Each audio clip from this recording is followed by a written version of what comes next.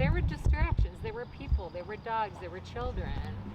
And he might have gotten, he just never really went the full 30 feet distance. Yep. That's not uncommon in the beginning, because now he's being cautious because of pressure. Yeah. That's why I try to start recall as soon as possible, because it is the longest to teach. One, because you got to go somewhere to practice, and then two, if we see apprehension, you got to balance out the control and the comfort.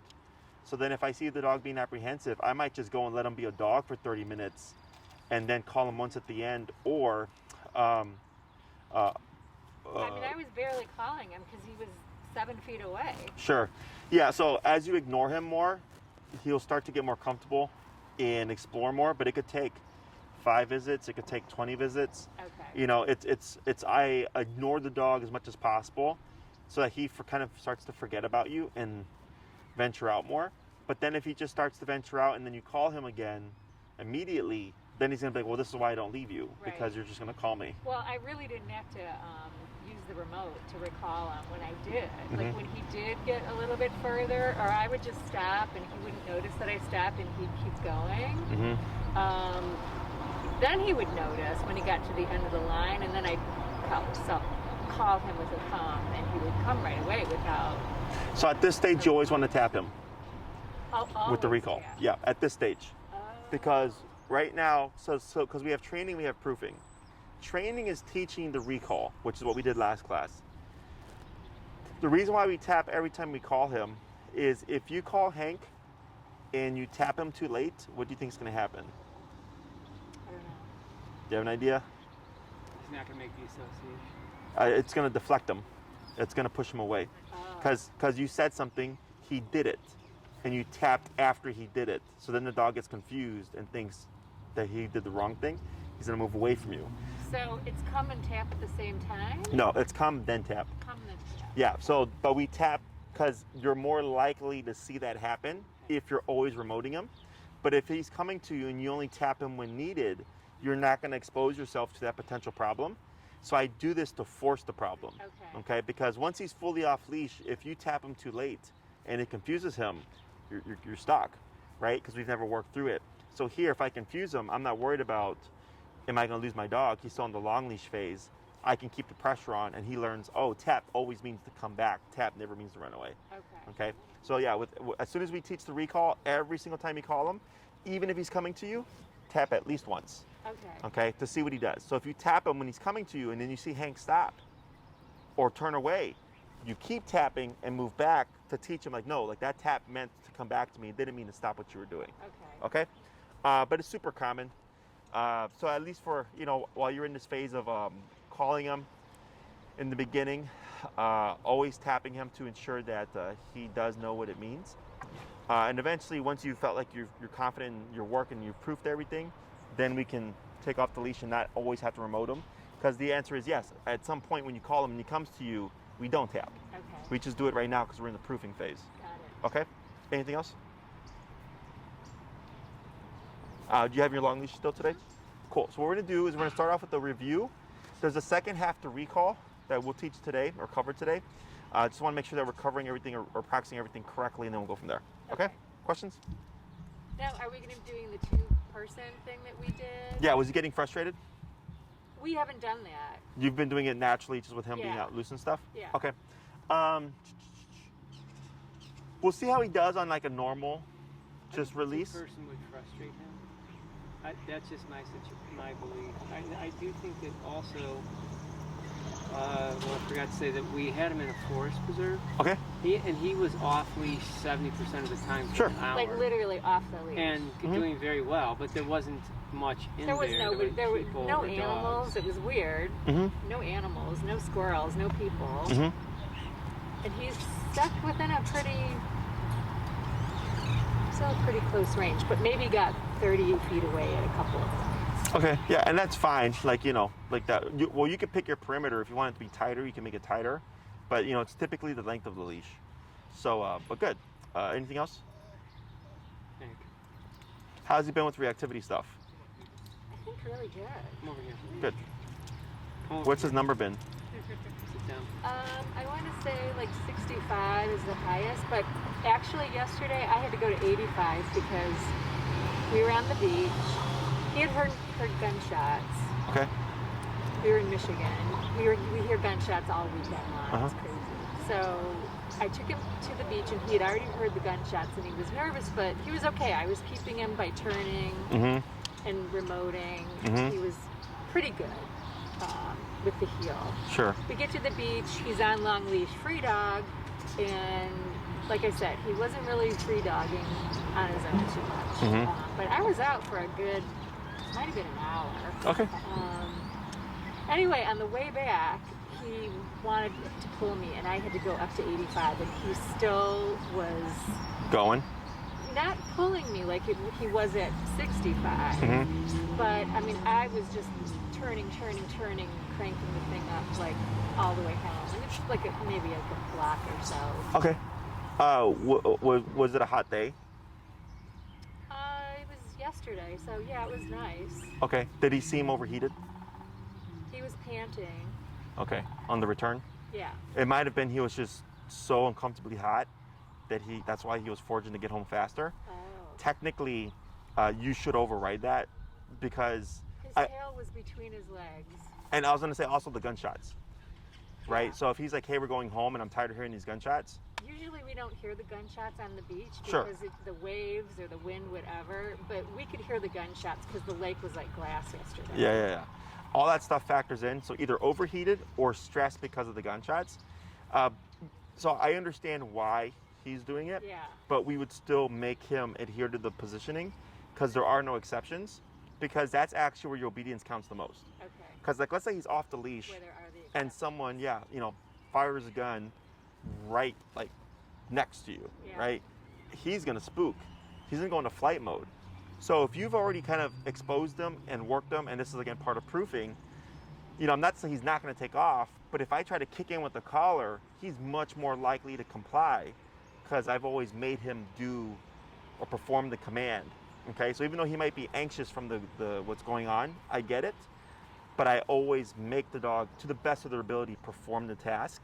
Otherwise, we have unreliable obedience, and that's where it's the most important. And the recall. The other commands I could really care less about. The recall is the one you want to stress. Like, you have to do this one command. When it comes to the heel, like I was actually walking around here with my pit. She hates fireworks, and someone set off a random firework, and she wanted to just take off home, but I didn't have my e-collar on at the time. Is if I did have the e-collar, she still would have been super panicked. She just would have been much more dialed down, okay? Because you can't shut it down completely and make him relax, right? Like, he's gonna panic a bit because he has no idea what's going on, but you do so to the best of his and your ability to make it as functional as possible, even under stress, okay? So, but I think it's a good environment to practice, because that's stuff that's gonna be applicable to you. So should I just have kept turning it up until I had a perfect heel? As perfect as you can get. If you would have been 127 and you would have said like, hey Jesse, I was maxed out, and he was forging a little, but you could see him kind of bucking back and forth, that's probably as good as you're gonna get, okay? Because he's conflicted. Because he's thinking, hey, I wanna take off right now, and then you're telling him you can't because of power. So he has two conflicting emotions about it. Yeah. And that's most likely the best that you're gonna get, okay? Which is fine, because it's, a kind of an extreme situation, as opposed to a regular day where he's just, being a brat. Yeah. But yeah, I keep going up, because it also gives you frame of reference. Because if you're like, oh, the next time I hear a gunshot, I need 110 before he listened to me. So then if he's off the leash and that happens, I already know I got to go to at least 110 before he's gonna do anything. Yeah. Okay. So every time you see stuff like that, I always, do my best, and that's why right now we have the leashes, we have the long leash, because it allows him to make mistakes, it allows you to expose him to things that may happen, but not worry so much about if he takes off. Okay? Okay. All right. Anything else? No. Alrighty, so we'll take him back to the spot right here. We'll just see if we free dog him, if he'll just like venture off on his own.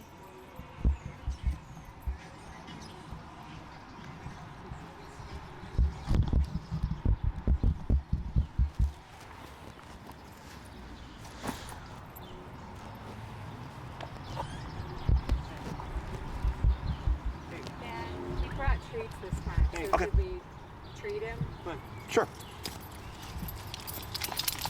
You just want to free dog him now? Yeah, just free dog him, Free dog. and let's see if he like ventures off and does his thing. And then when you get a chance, you'll do a recall. I just want to see how you're applying it, okay?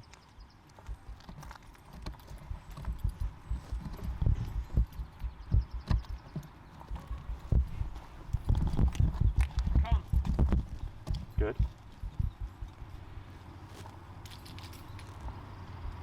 Good.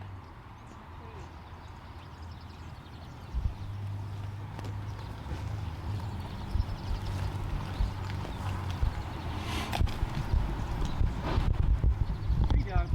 Good. Let's just try a couple more.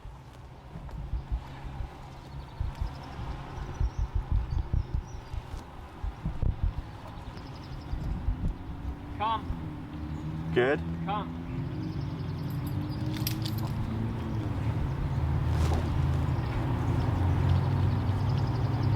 Wait.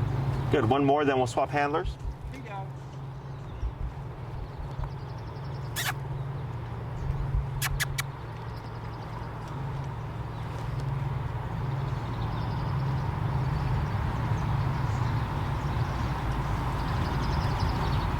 Come here. Sit. He just automatically sit. Yeah, it should be built into the command. So let's go and swap handlers here.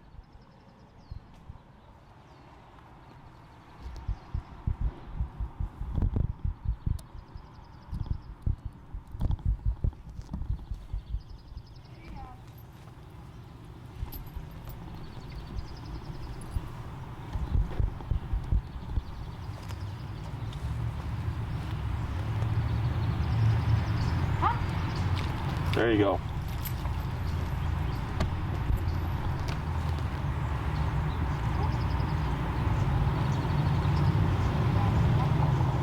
Good. Now tap, tap. Did you free dog him right there? No. Okay. Tap. And you can step on his leash right there to limit his range of motion. There you go. Good. And then we wouldn't reward there because that's a correction. So his job is to come to you when you call him, put that butt down automatically. So if he were to stand, exactly, until you say free dog, he's supposed to keep that position. Okay? Free dog? Free dog. Good. Two more.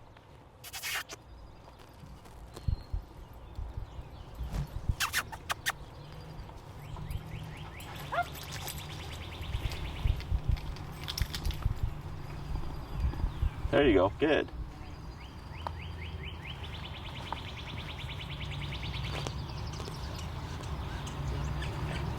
Right.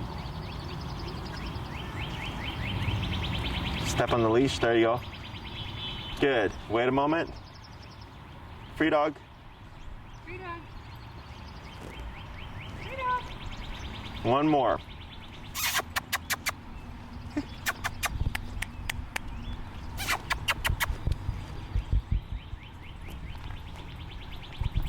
Come. Yeah, boy. Good.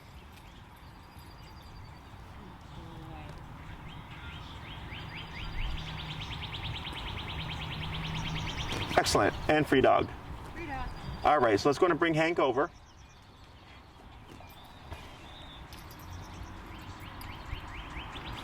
Good. So his response looked good. Like when you would call him, I could see him turning away really quickly. Only thing we're forgetting was the movement back. So when you call him, Hank, come, at least 2 to 3 steps back to give him something to attach to. Right. Okay? Because if you're in an environment where he happens to be further away or there's more traffic going on and your command won't carry over the noise, he'll feel the tap, which tells him you need to do something. But then when he looks around and he sees you doing this, that's like the nonverbal cue of, hey, return to me. Right. Okay? Otherwise, I can see him, he's got a good concept of the recall. He was turning very quickly. So we have 2 aspects to the come command. We have the turn and the return. The turn is how quickly does he deflect or break away from the distraction, the squirrel or whatever, and we want a 180. Okay, so he's going one way, you call him, boom, just straight back. So we want that to be very quick. So we didn't have that. He's like 50, 60%. He's not bad. He was, I could see him hear the word and turn.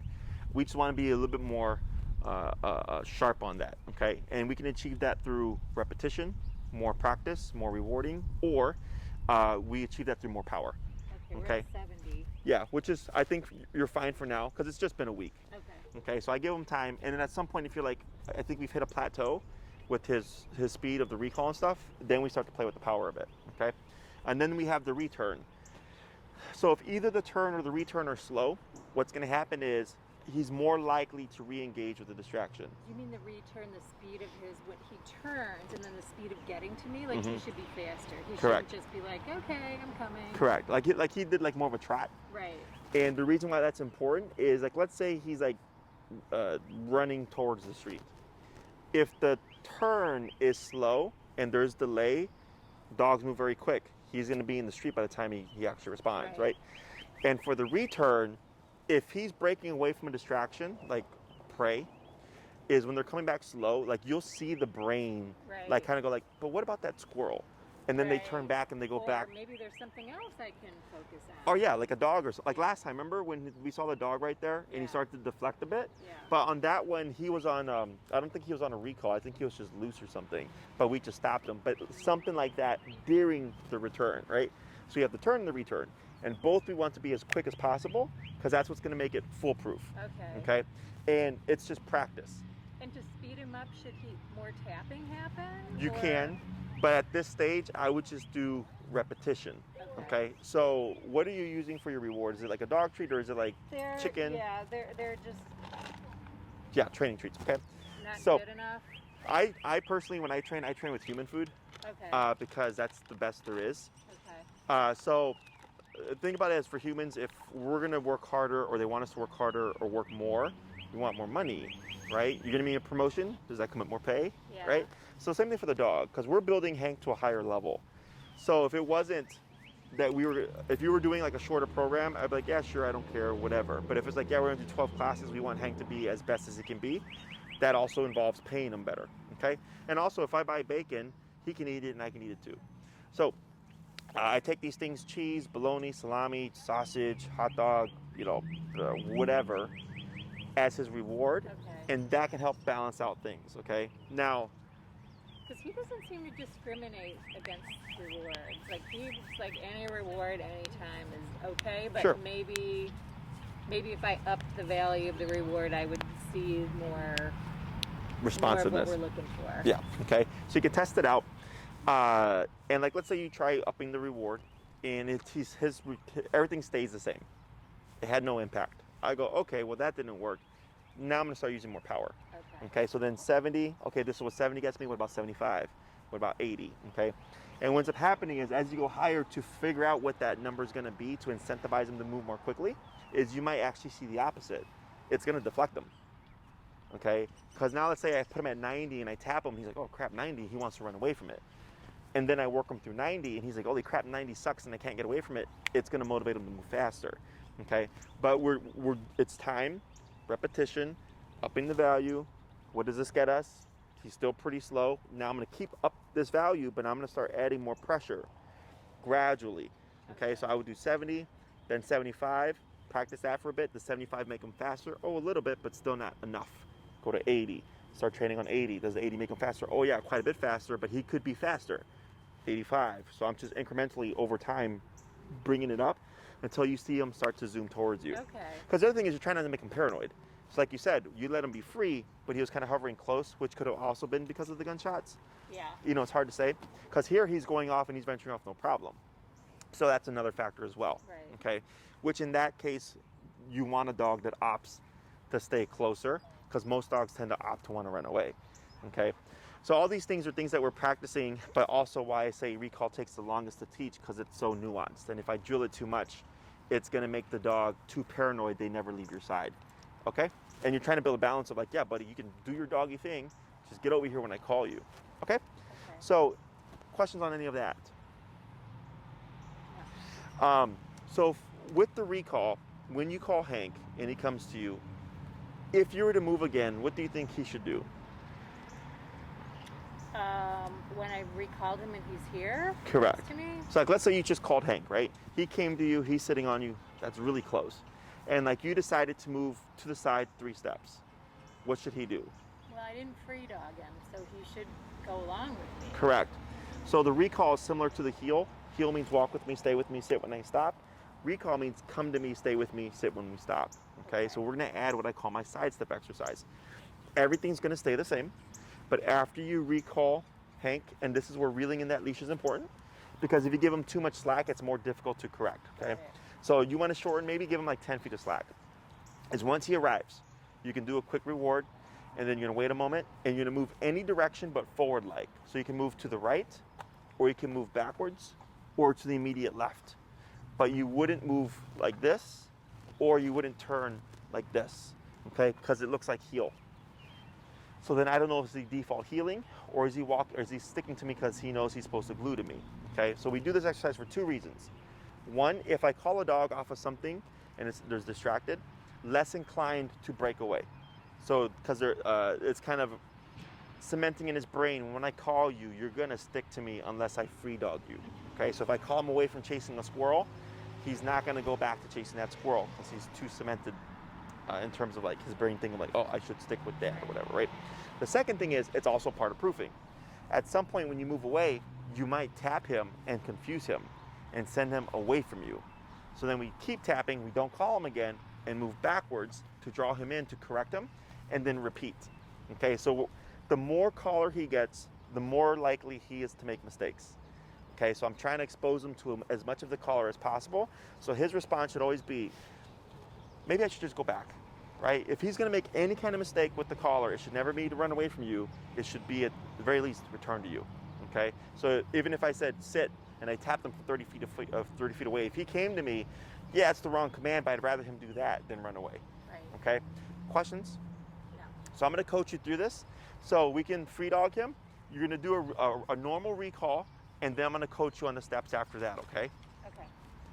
Free dog.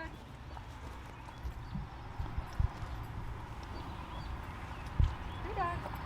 Does he have any squirrel drive? Does he care about squirrels at all? Hey, We haven't seen any squirrels. Okay, because there's one right behind you right there. If you want to try walking towards it.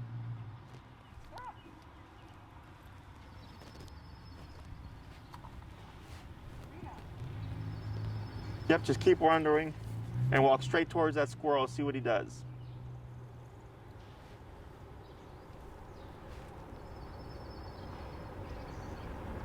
He's not that triggered by squirrels, to be honest. Okay, We see squirrels on walks and he doesn't care. really care. There you go. So now he's starting to wander. Yeah. Now here, just let him be a dog for a bit.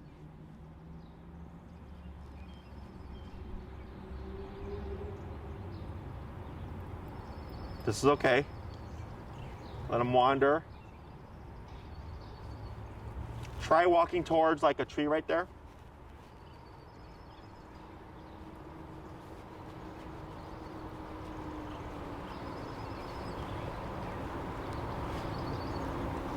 Yep. Just walk past the tree, kind of just meandering.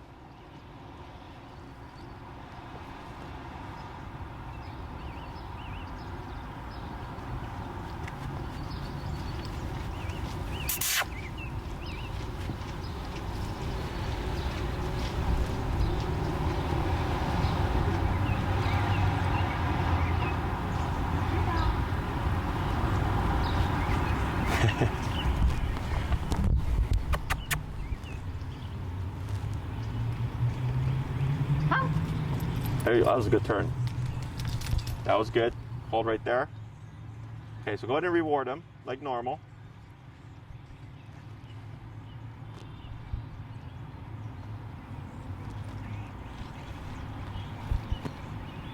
Good. Now go ahead and shorten your leash, leaving about 10 feet of slack.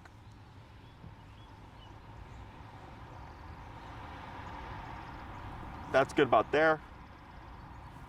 Now take 2 steps backwards. 1, 2, that's good. Wait right there. Now tap for the auto sit. Good. Now take 3 steps to your immediate left. 1, 2, one more. 3, that's good. Hold right there. Tap for the auto sit. Good. And then you're going to take 3 steps backwards. 1, 2, 3, hold right there. Now feed or reward. Yep. Good, and then free dog. Free dog. Good.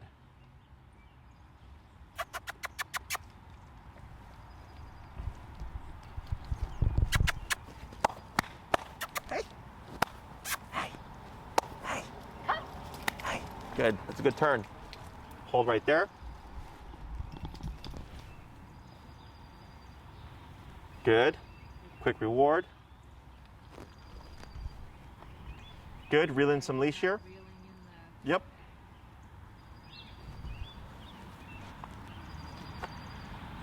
That's good about there.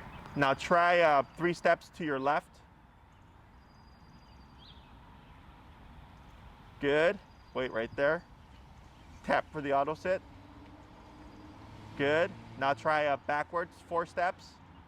1, 2, tap, 3, 4. Hold right there. Good. And then try tap. Wait a second. Good. And then try 1 step to your left.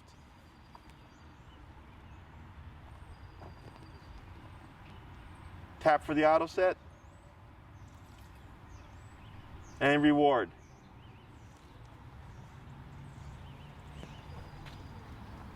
Good. And free dog. Free dog. Good. We're going to try that 3 more times.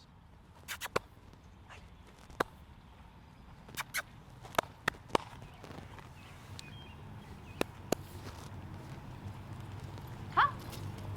Good. So that's a better speed. There you go. Good. And in these you can do, it's okay.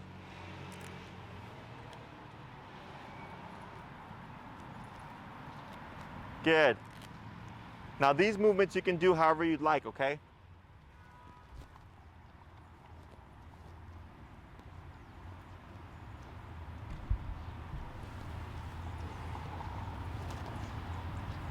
Good. Good.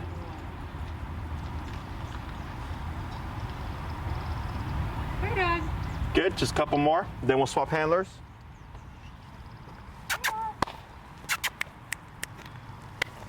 Now he doesn't want to come to me because he doesn't have to call him. Hey, what's that? Come. Good.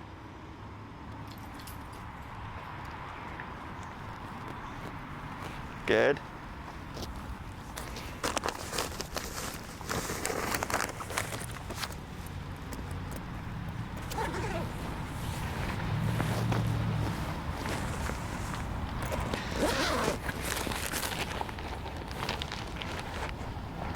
Free dog. Good. And 1 more. Free dog. There he goes. Good, good.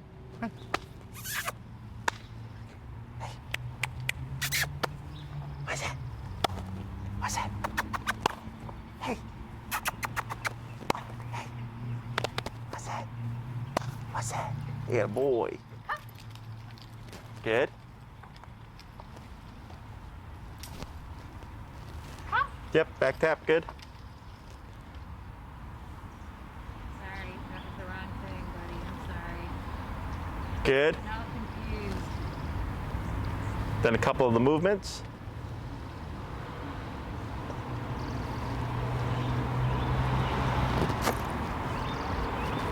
Good.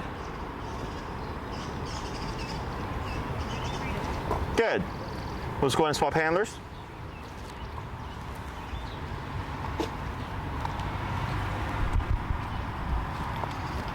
That got a little confusing there. It's like reeling it in, pushing the button, getting the treats. A lot of coordination. Don't forget to move. After.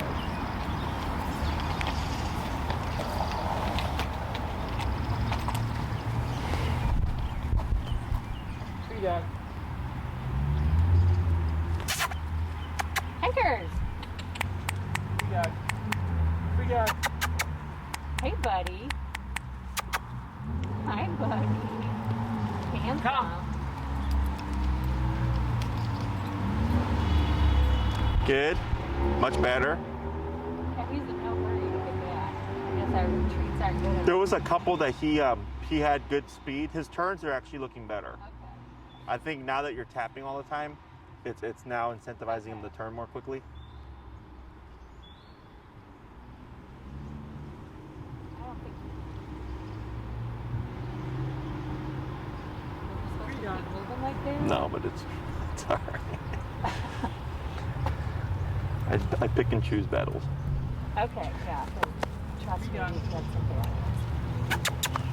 Pickers! Hey. Hi, handsome. Hey. Hey, buddy. Come.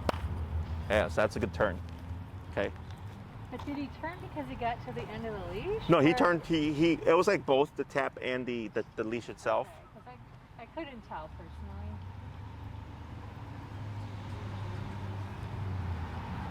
All right, Steve. He makes up his own stuff. It's okay. It's not the first time. But isn't it confusing Sorry. to the dog? It's the concept is the same. It's just kind of overboard. Yeah. But I've done this before where I can try to drill it in and it just ends up not working. So then I go, all right, as long as it's not blatantly wrong, Well, we're okay. Well, all right. Because we usually compare notes after. Fingers!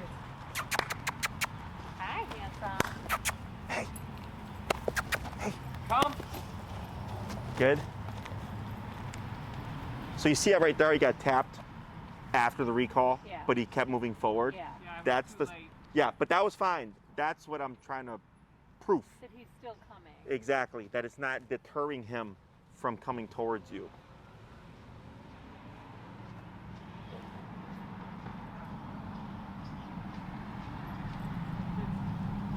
Okay. So we're gonna make a minor adjustment here. Yep. Is when you're doing those side movements, add a couple of stops.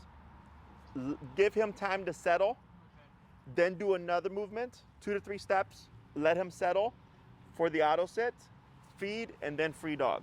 Okay?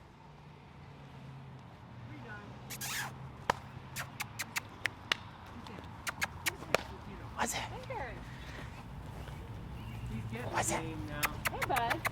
Yeah, we'll just do a couple more because you can see where now he's Yeah, he's getting the game. Fingers. come here, bud. Hey.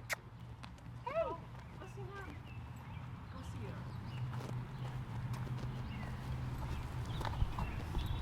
Come. Come. Come here. Yep, now back tap. Come. There you go, good. Sit. Good. So here, just do a couple of steps and then stop right there. Let him settle. That was good. And try another couple of steps here. Like that. Perfect.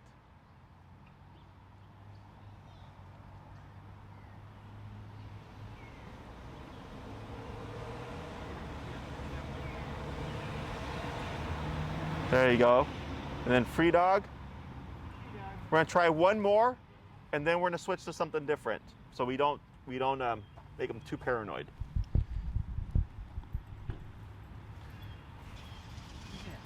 Who's that? Hey. Who is Hi, buddy. Come here, bud. Hey. Fingers. He's got the game now. Yeah, we'll do one more. He's like, I'm not See if doing they'll this. go towards that dog over He's there. like, I'm not doing this. Oh, please. Hey, Hankers, look at that. Who's that? Free dog. Free dog. Free dog. Buddy. Free dog. What you can do is walk them by, and we'll step on the leash to keep them here as you walk away. Come here.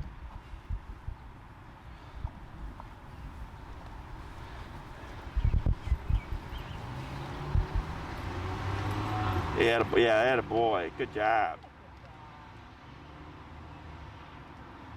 Good Come. boy. Come. Yep. There you go. Good. Yep, good.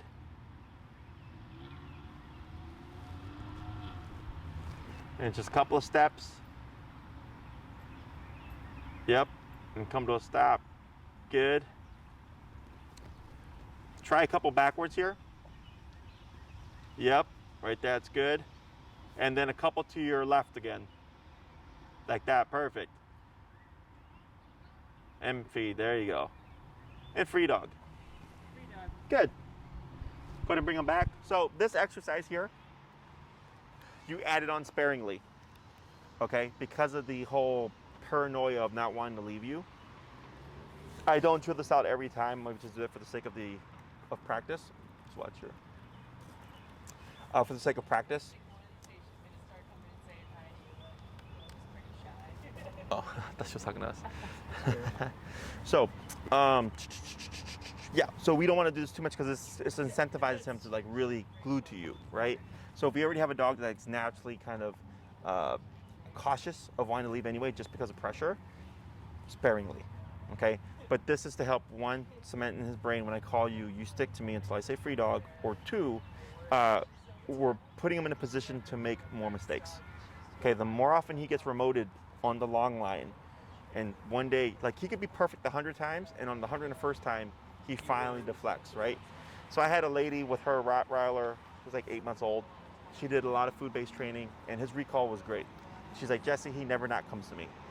And we started doing remote. I told her, I insisted she use a long leash, and she was like, but Jesse, he always comes to me. I'm like, trust me, you want to do this, right? It's gonna happen sooner or later. Ironically, within the week, he ran off for the first time and didn't respond to her recall.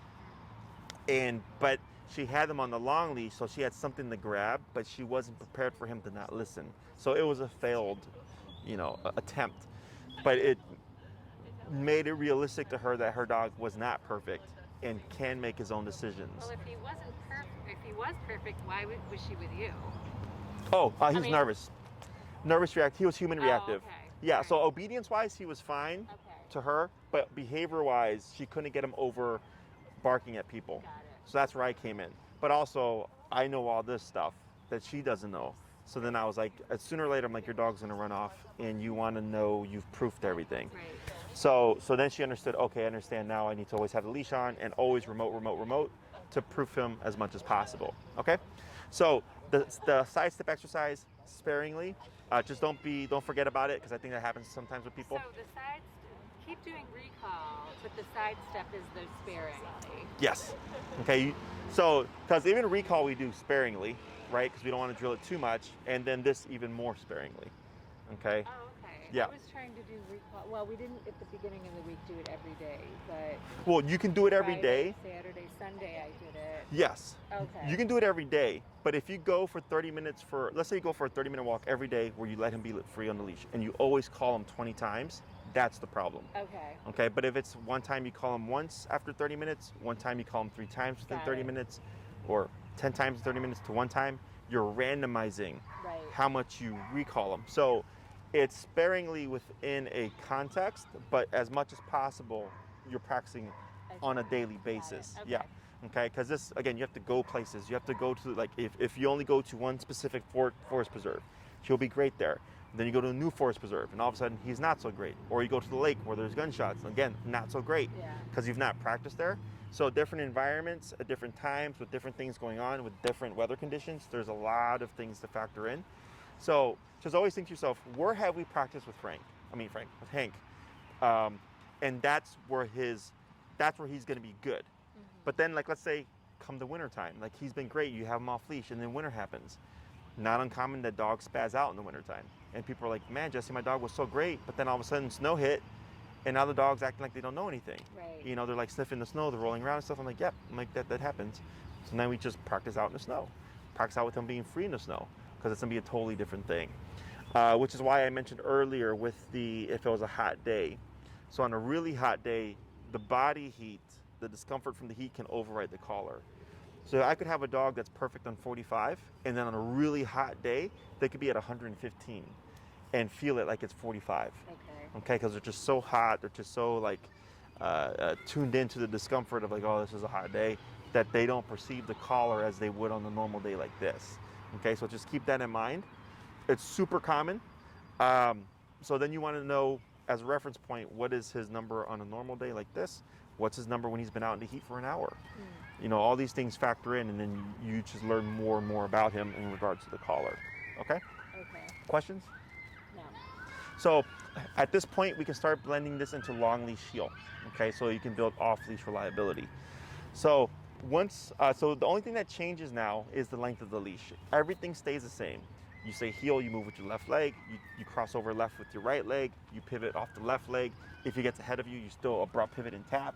Everything stays the same, except now Hank is going to have up to 30 feet to run away. Okay, so again, this is part of proofing. So the first couple of weeks, you were teaching the heel how to walk at your side with the slack leash. Now we're moving it to a long leash, because if I tap Hank and he makes a mistake, he can think, hey, you know what? Because with the short leash, it acts as a visual. So when he sees that, I've seen dogs be perfect on the short leash, and as soon as we took the leash off or put the dog in the long leash, they're terrible, because they no longer have that frame of reference. Okay? So by putting them onto a long leash, it makes them think as if there is no leash, and you're going to start to see them make more mistakes. Okay? So what we're going to do here is we're going to take our long leash, and you're actually going to hold it in your right hand.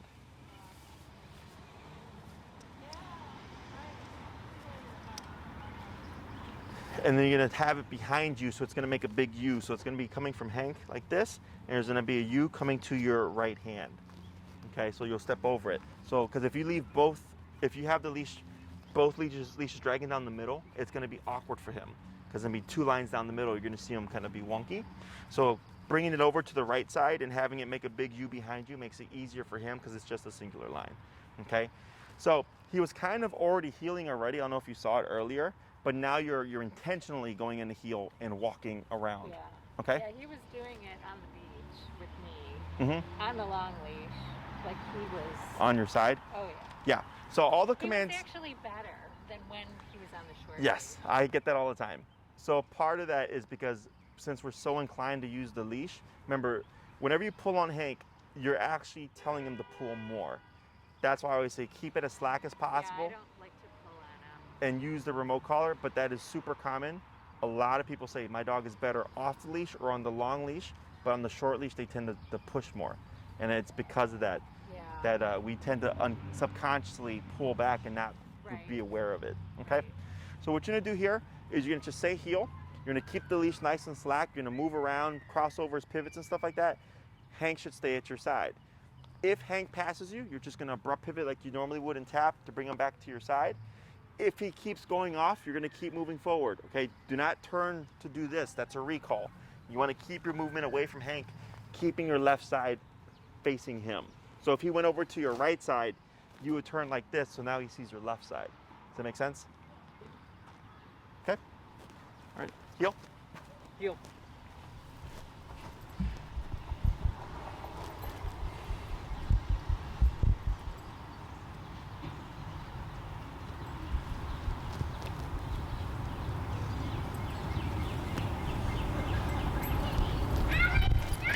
There you go, it's good.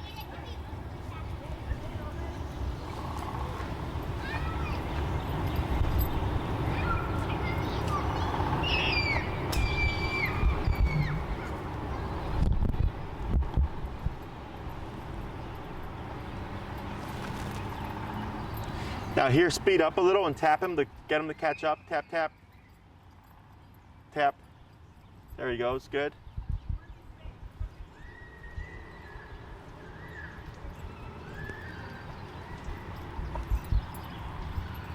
Heel.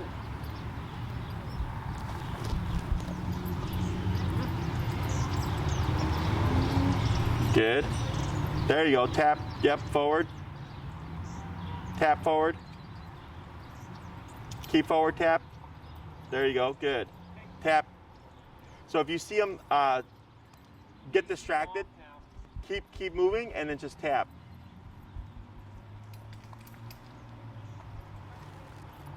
There we go.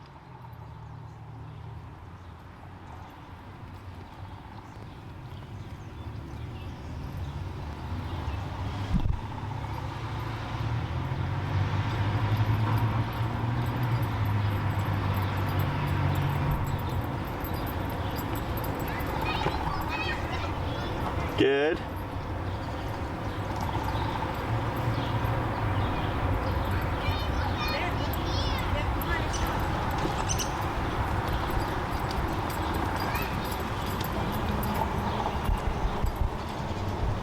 Good. Keep forward. Then slow down to a stop when you're ready. Good. Now here you're gonna say heel, but just take like 5 steps forward. Heel. Good. And then heel like 3 steps. Heel. Good. So even though he's got that long leash, the level of focus should still be that tight when you cue the word. Okay? Let's go and swap handlers real quick.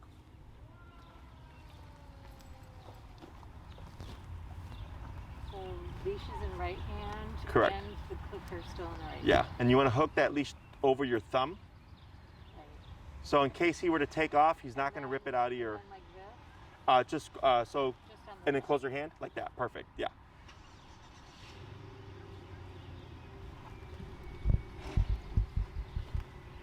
So here, let's try this. Hey, come here. Come here, buddy. He's like, I don't trust He's you. like, yeah, Come here. I'm not getting zapped. So what you're gonna do here is you're gonna do first a recall.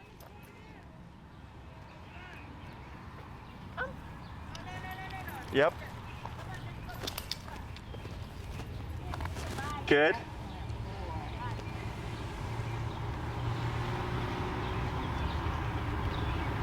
Now here, go ahead and correct them when you're ready. Is do just like 3 steps to the left. Good. And then 2 steps backwards. Good. Go into reward right there. Now here, go ahead and turn to your right so that Hank's on your left. Yep. And then you're going to cue heel and then move forward.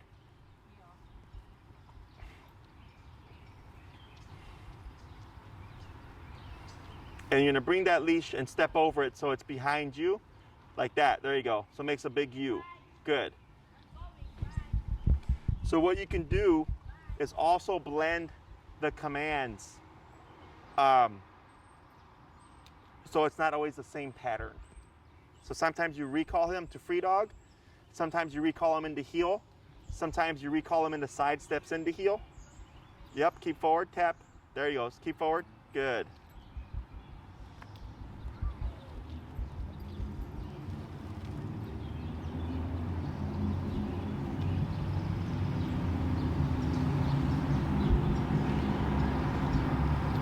Good. Yep, keep forward. Good. Try speeding up a little.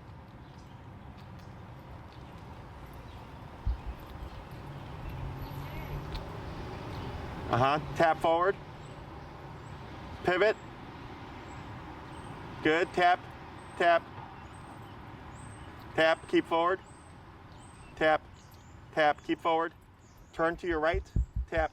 Tap. Keep forward. Keep forward. Tap. There he goes. Keep forward. Keep forward. There you go. Good. So you see how he's lagging a bit?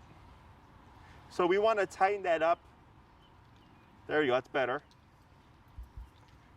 We want to try to tighten that up where he's glued to your left leg, even with all that leash.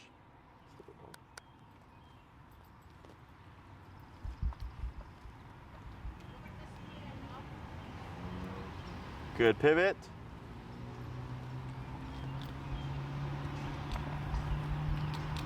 Keep forward, tap, tap, tap. There he goes. Like that. There we go. I want to see the tap bring him closer to you, not push him away from you.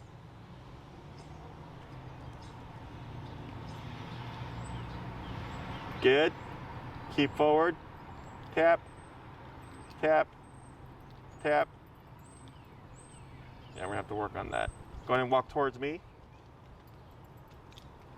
And then slow to a stop. Good. Okay. So you can start experimenting with this. So on the second to last one, when you tapped him, on the third tap, he ran to you. Did you see that? I couldn't see him because he was so far behind me. Yes. And I didn't know where he was. I don't know if it's like the mask or what, but it's like hard to like. To watch him? It's hard to see where he is, you know, without, and I don't know, I probably shouldn't be looking for him. You can in the beginning, so you can see when to correct him. But Okay. the reason why you couldn't see him was because he was too far. Yeah. Okay, so go ahead and stand right next to him. Okay, so when we do the off-leash heel, we're trying to get him to be that close. Okay, so you're putting him under a lot of pressure. Because on a couple of them, you could see him kind of doing this when he was getting tapped, and instead we want to see him do this. Yeah. So this is why we always move away from the dog. Okay, we always move away from him, and tap happens, and you might see it deflect him first, but eventually he's like, okay, running away isn't working. Got it. He runs to you, it disappears. Okay. He's like, oh, So I shouldn't be trying to get closer to him. no, it's Which the is opposite. Sort of, I think what I was doing a few times, I was like, oh, maybe I should.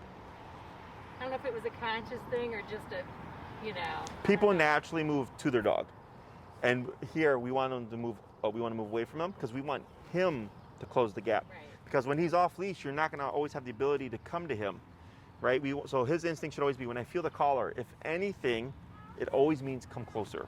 Okay, so this is how we can start proofing the heel to be off leash reliable. Is now you walk with him and you can tap him and you can confuse him and send him off 30 feet, but that's why we have the leash on.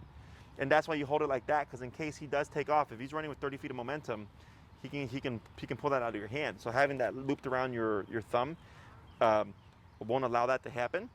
You can also shorten it if you want. Give him only 15 feet of slack, and then wrap it like you would with your finger, like you're going to do in the beginning, because now you're taking up more slack. Right.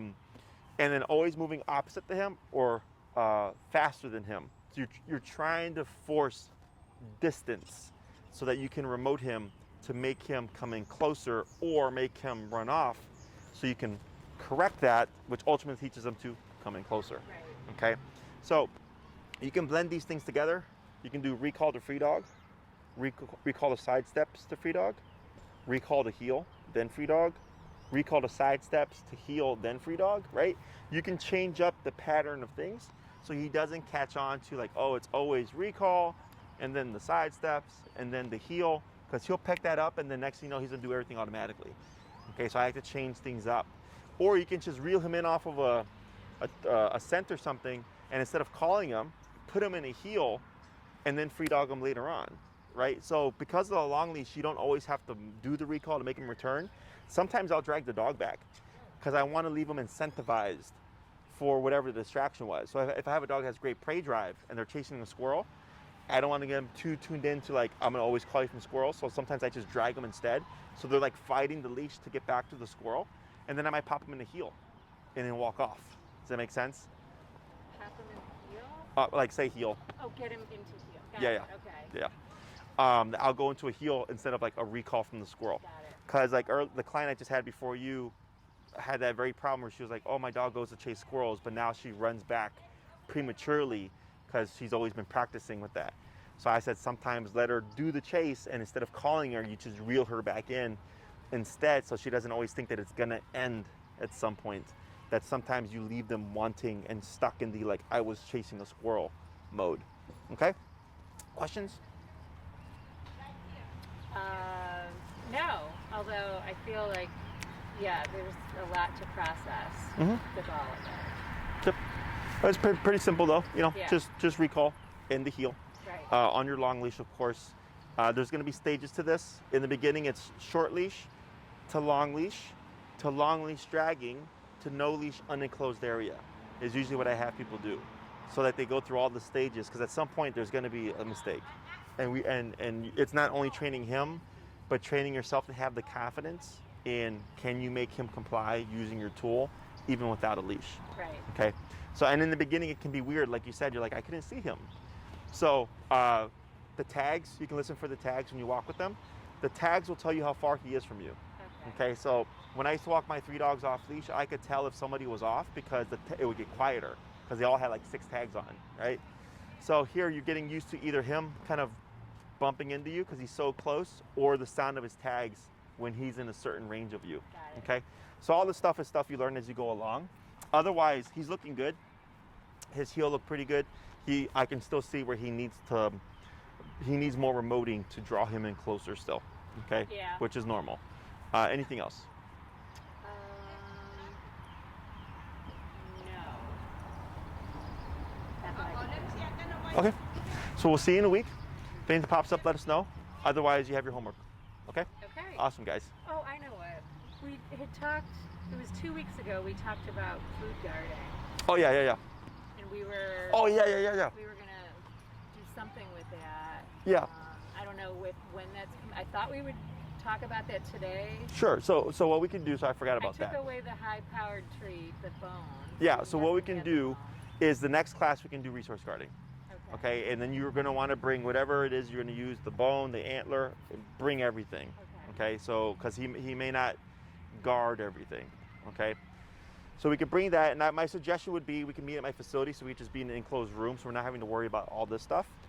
So we could just focus on the resource guarding. It's simple to teach. It's just going to take practice to Well, should we keep with the recall, or should we do the resource guarding? I mean... Yeah, no, let's jump to the resource guarding. I Okay. just forgot. Okay. I forgot because I got like 30 other dogs right now, so it's hard to Yeah, keep track of sure. who's who. Yeah. But yeah, we can do resource guarding next class because the obedience stuff is easy. Okay, the obedience stuff progresses relatively straightforward. So we'll jump into the resource guarding because this way, if you have questions throughout the program, I can answer your questions as we go along.